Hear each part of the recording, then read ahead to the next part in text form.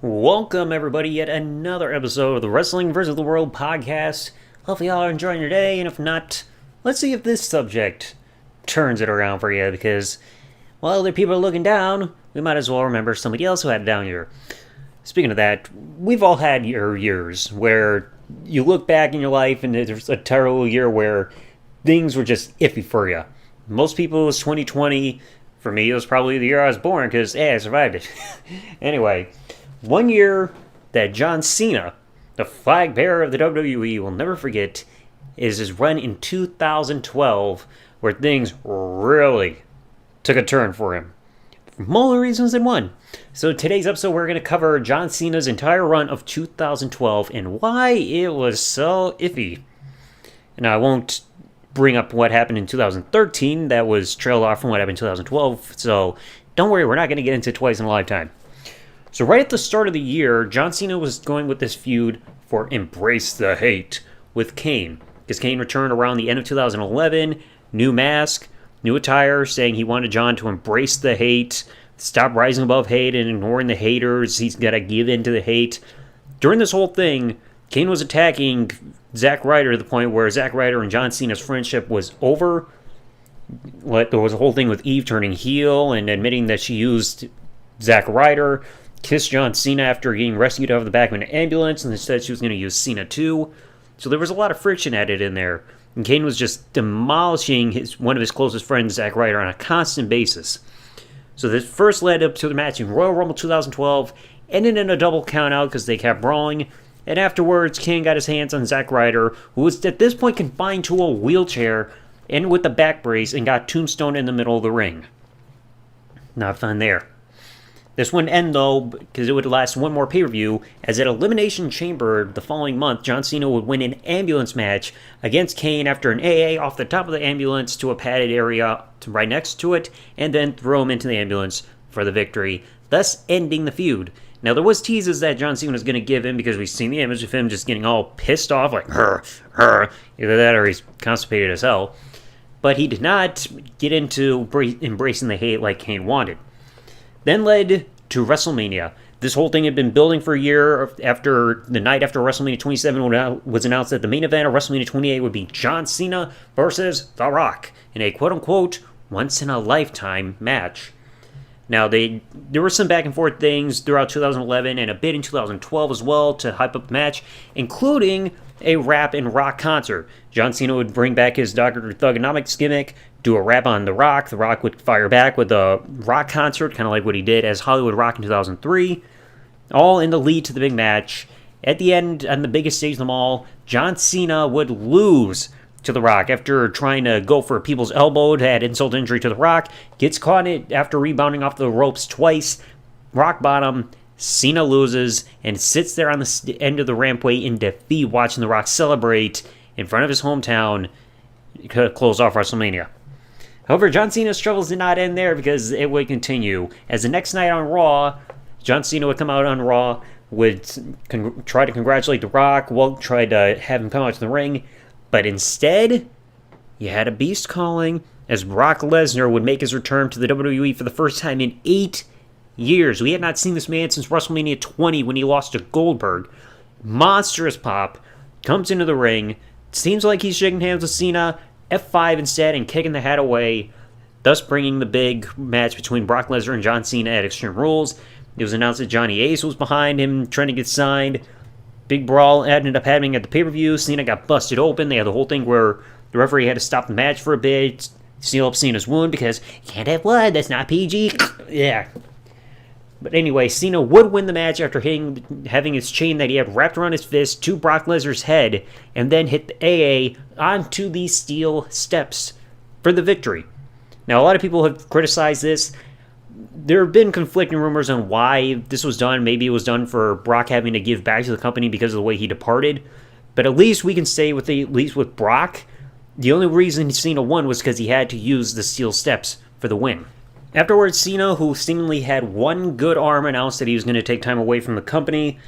But that was a whole freaking lie, as the next night we saw him out on Raw, arm in a sling, and it was also announced that day in real life that Cena had filed for divorce from his wife, which would also kind of tail into what happens the next year. So Cena is bragging about the fact that he beat The Rock and he's happy and everything, but then starts his next program, one that everybody remembers as being one of the worst main event pay-per-view main events ever, and that was against Mr. John Laurinaitis, the Executive Vice President of Talent Relations and the General Manager of both Raw and SmackDown. I got this raspy voice because I bow down and deep throat Mr. McMahon. You know that guy. Just announcing that... And over the limit, you're going to have a match against me! Now, I believe the whole stipulation, if memory serves me right, was that if Johnny Ace lost this match, which Cena kept teasing with during the match itself, John Laurinaitis would lose his position of power for Raw and SmackDown. And also the stipulation was that any signed wrestler that interfered in the match would be fired. Before this pay-per-view, the Big Show was actually kayfabe fired for mocking John Laurinaitis' voice, and Johnny Ace did not accept his apology afterwards. So, we got a no disqualification match between Cena and Laurinaitis. Cena just spent most of the time just fooling around, making Johnny Ace look like a fool, mocking him on commentary, dumping trash on him, water all over him and everything. Then out came the Big Show. Get ready for an AA on John Laurinaitis thanks to the assistants, but then knockout punch. Down goes Cena. Johnny Ace gets the win. And of course they fucked this up because the next night John Laurinaitis said that he had signed Big Show to a contract before this to help him ensure that he was going to win, which completely contradicted the rules of the match. They had to cover up on commentary saying that it was a verbal agreement first, then written contract after the match. So yeah, nice little cover up there. So we had another bit of a brief revisiting of a Cena Big Show feud. We seen it back when Cena was in the mid card, especially on his rise to the top, leading to No Way Out in a steel cage match, where if Cena won, then John Laurinaitis would be fired once and for all.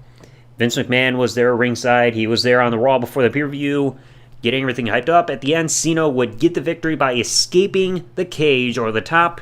And then as Cena had John Laurinaitis on his shoulders ready for the AA, you heard, "John Laurinaitis, you're fired." AA through the table. John Laurinaitis is finally out of a position of power on both Raw and SmackDown.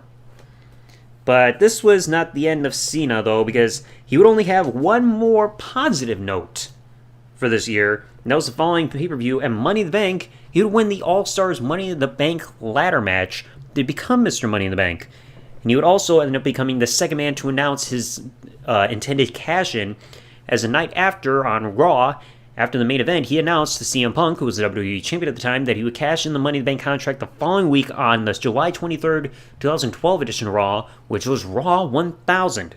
So we already had our main event set, however, Cena would fail to win the WWE Championship, as Big Show's interference would cause Cena to win by disqualification, but that does not mean that he wins the championship. A lot of people keep saying that, oh, Cena was the first person to cash in and lose. Technically, no. He won the match by disqualification. The correct terminology would just be saying he unsuccessfully cashed in, because he won the match by disqualification, as mentioned. So Big Show interfered. CM Punk turned heel after the match, after attacking The Rock. Ended up leading to a triple threat match at SummerSlam, courtesy of the new Raw GM, AJ Lee. Announced that triple threat at SummerSlam would be defending champion CM Punk versus John Cena and The Big Show.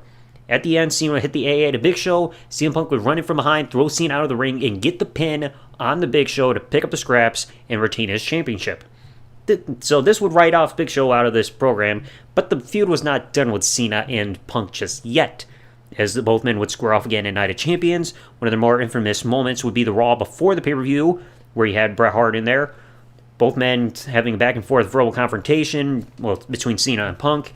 Cena even just screaming at him and getting all pissed off about his attitude towards the fans, WWE Champion, even saying a phrase in French saying, you say you're going to win at Night of Champions, but I'm just going to kick your ass. So both men finally had their match in Night of Champions. At the end, it would end up in a double pinfall draw, as Cena would get a German suplex to CM Punk off the middle rope. Both men's shoulders were counted down. Match is a draw, and of course, by stipulation, a match that ends in a draw like that, the champion always retains. And of course, Cena would try to argue with it, saying, don't I get something? But would get laid out with the WWE Championship title shot to the face afterwards. And a bit of a nice note there in this match as well. CM Punk hit the rock bottom on John Cena to add insult to injury to remind him that was a move that took him out at WrestleMania 28. And also, the next night on Raw, I remember this very vividly, Paul Heyman came out with referees, showed a fan cam footage from a different angle about how the match ended, showing Cena's shoulders were down. But of course, they made a reference saying that, ironically, the WWE, that footage would end up being taken down off YouTube, probably by John Cena. Which, of course, got under my skin because that was around the time WWE was going on a mass copyright spree back in 2012. So we know it wasn't Cena, it was WWE. Anyway, so then afterwards, Punk is going into a feud for Hell in a Cell, and it's not known if he was going to face John Cena or Ryback, but of course it couldn't be Cena just yet because he had surgery on one of his arms to get some bone chips out of his elbow, so he was temporarily sidelined, and Ryback would end up getting the title shot at Hell in a Cell instead. This would not sideline John Cena for that long, as he would have his next pay-per-view match in a triple threat at Survivor Series, defending champion CM Punk, himself as a challenger, as well as Ryback. At the end, Ryback would hit the shell shock at the conclusion of the match on Cena.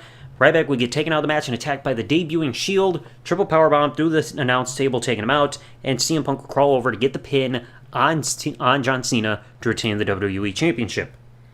After this, AJ Lee would end up having to, in storyline, step down from the new general manager position of Raw after it was announced that she was involved in a scandal, an apparent affair with somebody within WWE. It was claimed that it was actually John Cena, as Vicky Guerrero was conspiring to get her fired from her position, saying that she is unstable to be in her position of power. Even showed security camera footage from inside the hotel, showing that AJ Lee went into the hotel room with John Cena to say that they're having an affair. AJ stepped down, she got emotional, started to kind of get attached to John Cena leading into TLC. Then Vicky Guerrero also, for the pay-per-view, announced, because after being pressured by Vince McMahon, that Cena would have a match against Dolph Ziggler at the pay-per-view in a ladder match for Dolph Ziggler's Money in the Bank contract. At the end, Cena seemed to have won the match, however, AJ jumped in the ring, tipped over the ladder with John Cena on it to throw him out of the ring, helping Dolph Ziggler climb the ladder and retain his contract, with AJ's motivation saying that she felt that John Cena did not requite or kind of reciprocate her feelings, feeling that she was used this whole time, and decided to align herself with Dolph Ziggler, and her crazy gimmick went a little bit further.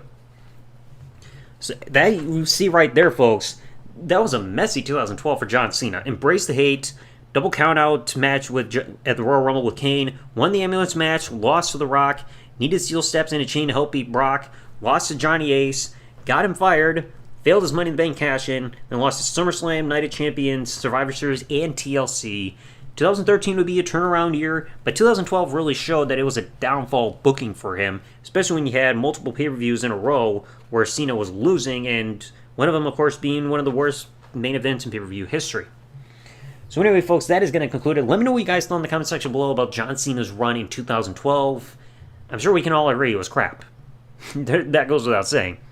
So hopefully you all enjoyed today's episode. If you did, leave a like, comment what you thought, subscribe, the bell turned on, or whatever services you all are checking this out on, and I'll catch you all in the next one. Thanks for listening, everybody. Like, comment, subscribe. Peace out, and good day, everybody.